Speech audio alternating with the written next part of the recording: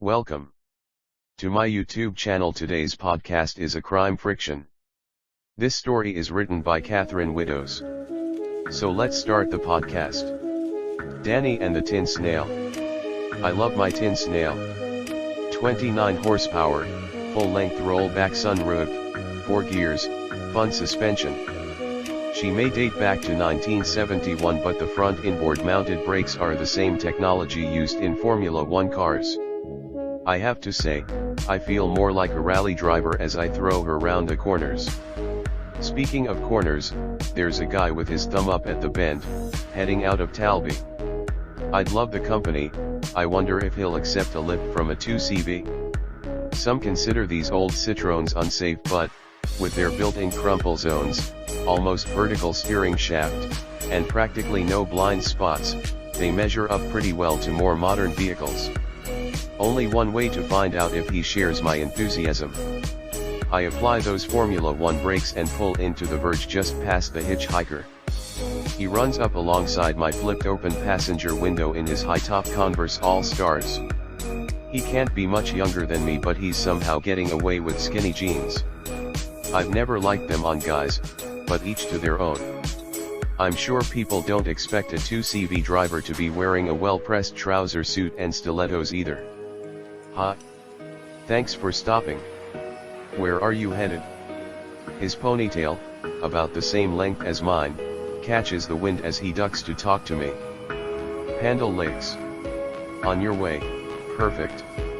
I'm going to Anakan. You're on my way. Get in. Sling your rucksack in the back. Cool, thanks. I'm Danny. Danny Grant. Hi Danny. I smile. I'm a Danny too, Danny wrote. Danielle, but only my mother calls me that. Nice to meet you. He deposits his bag in the back and slams the door before climbing into the front. I wait while he sorts his seatbelt and then we're off. So what takes you to Anakan? Adventure, I suppose. I've got friends there planning a party at a cabin, but the public transport is terrible up that way and I had to sell my car last month. His face falls a little. What kind of car was it? A gray 1971 VW Beetle, a man after my own heart. Can't beat the classics. I tap my steering wheel. Got just over $6 for it. Much needed cash, but I'll miss that car. Danny rubs his chin. Tell me about your Citroen. I've always wanted to try one of these gear sticks. Maybe you can talk me through it. She's 1971 as well. I've had a few problems with rust, but she's in good nick at the moment, aren't you, Red? I pat the dashboard a couple of times. Red? That's original. Danny has a charming and infectious laugh. Yeah, but it's not just because of her color. Red was my favorite Fraggle when I was a kid.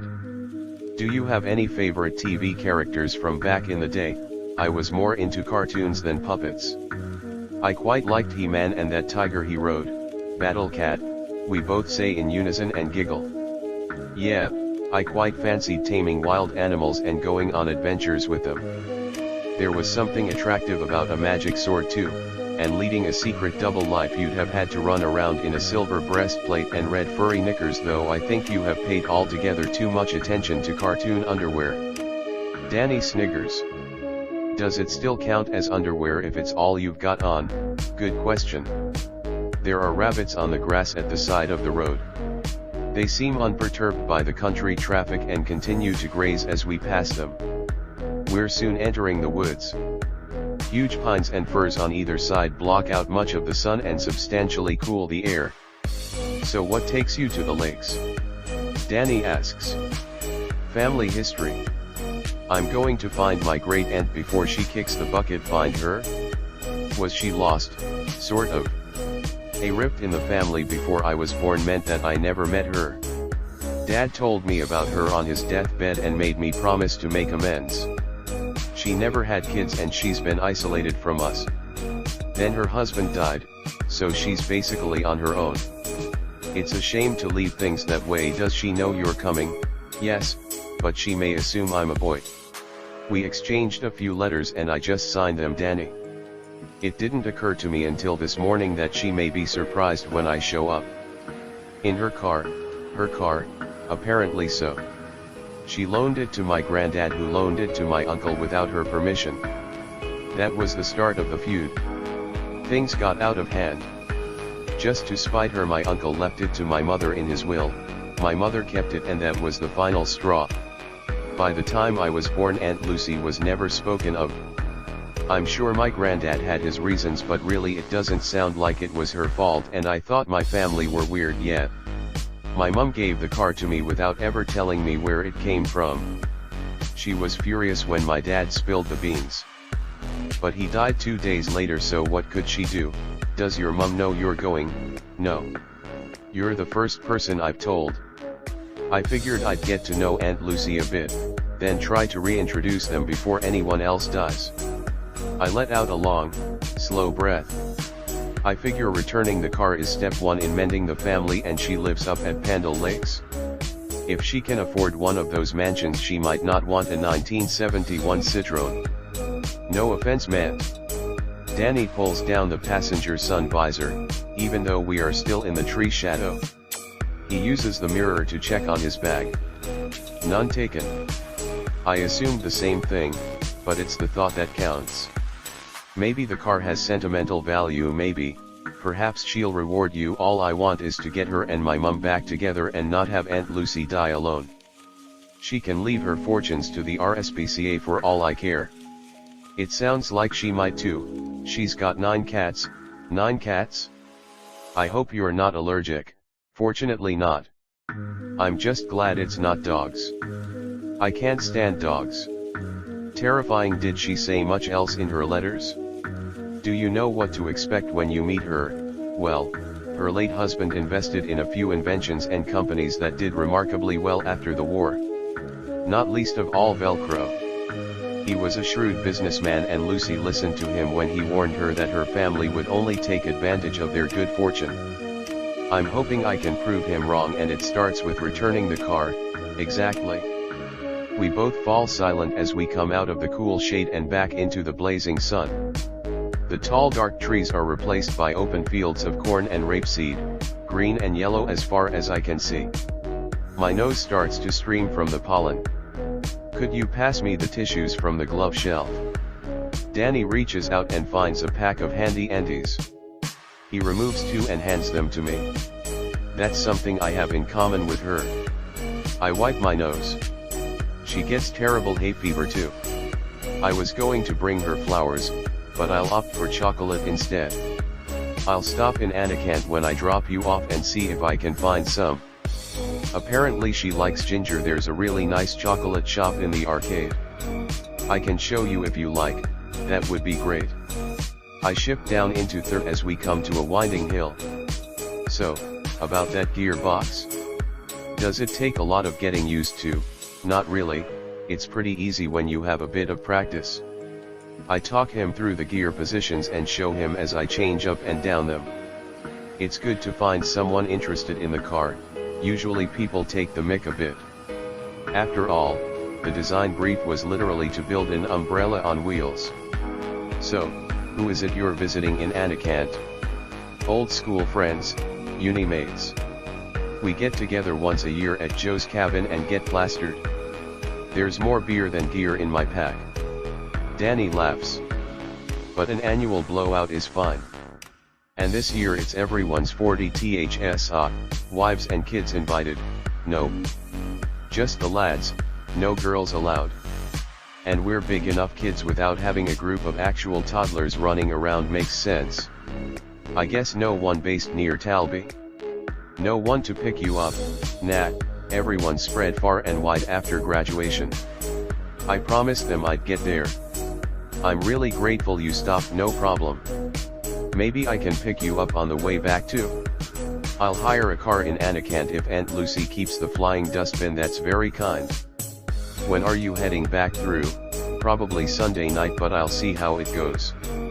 I'm booked into a hotel at the lake for the whole weekend, but fully prepared to leave early if I'm not well received. Which hotel? Have you gone budget with the owl or luxury with the cross keys? Oh, you know it. Yeah, We stayed at the Isle a few times before Joe bought the cabin. Did some fishing, hiking. It's nice up there, but there's more nightlife in the town. I've actually taken the middle ground and gone for the green room B&B. It's closer to Lucy's place and she's agreed to meet me in the cafe next door. I'm hoping she'll recognize me. All I really said was that I have a long brown ponytail, and frankly that would describe you just as well. We see the first sign for Anakant. I'm almost sad to be close to dropping Danny off. It's been so nice to chat and I have no idea how frosty a reception I might get at the lakes. The heavy stink of manure hits us from an adjacent field. Phew. Closing the windows won't help, I'm afraid. Red is naturally well ventilated. Danny grins at me. No problem. I'm used to farm aromas. I indicate left off the next roundabout in all its floral glory, and we're there. Anakant. 3 times winner of Britain in bloom crows the sign. The copious amounts of hanging baskets and colorful borders clashing along the sleepy roadsides don't scream party time for a bunch of uni mates. But it's true, there are pubs, more nightlife than at the lakes. So, where's this chocolate shop and where should I drop you off? You can drop me at the arcade, I'm happy to walk the rest of the way. Take the next left onto the high street and pull up outside the bank if you can. I managed to park 2 spaces down from Barclays. Sure enough, there's a little shopping arcade. I'll come with you, might pick something up from the off-license next door. We get out of the car and walk under the archway into the tiny shopping center. The shops are closed down. Probably victims of the COVID pandemic. Is it still going to be open? I don't know, let's find out. It's right at the end. The passageway turns a corner between more closed shops. Such a shame that so many independent businesses have been lost.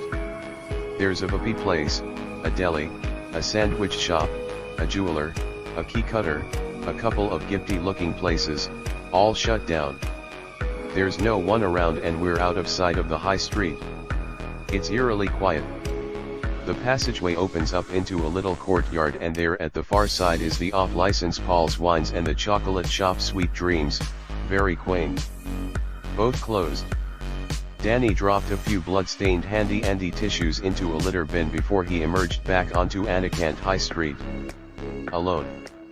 He knew how backwards this little town was, he knew there was no CCTV in the Victorian arcade, or even on the high street. It would be a while before anyone found anything amiss. He took the keys to the 2CV out of his pocket and hoped that the car wasn't conspicuous enough for the locals to notice. Half of them drove old Beetles and original Minis anyway, so it wasn't all that out of place. He sat in the driver's seat with the clutch depressed for just long enough to try out the gear positions. It was true, they were quick to get used to. He drove up to Pandal Lakes, via a petrol station where he bought some cheap chocolate-covered ginger. He checked into the green room B&B as Danny Roke. After removing the luggage from the car boot and dropping it off with his own rucksack, he took a quick shower. Then he sat himself down, the only customer in the Lionhead Cafe next door. It was 3 lattes and a piece of chocolate cake before an elderly woman with a cardigan covered in cat hair let herself in. "Danny," she said, peering at him over her glasses. "Yes. Aunt Lucy." Danny stood up and offered her his hand. "You're just how I imagined you." Lucy's eyes lit up and she hugged him.